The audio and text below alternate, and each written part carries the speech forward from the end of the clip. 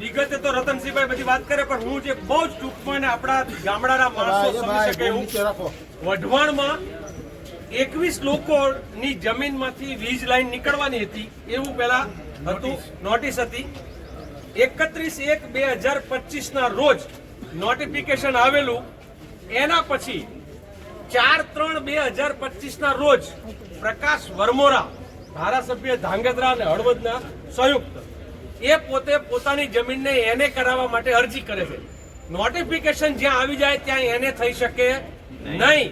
અને તેમ છતાં કારણ કે કોના બાપની ધોરાજી જેવું નથી કહેતા કે આ બધું આ જે છે એમણે પોતે 4/3 અરજી કરી 29 દિવસમાં એમની જમીન 20 વીઘા એને થઈ જાય.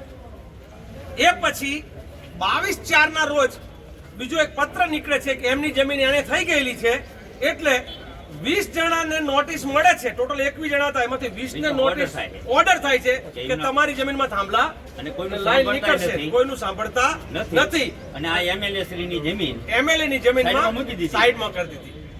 એટલે તમે બધાય તમારા દ્વારા મીડિયાના માધ્યમથી ગુજરાતના લોકોને પણ કહેવું છે કે આ ભાજપના રાજમાં ધારાસભ્યની જમીન હશે તો લાઈન વાંકી વળી જશે, હાઈવે વાંકા થઈ જશે.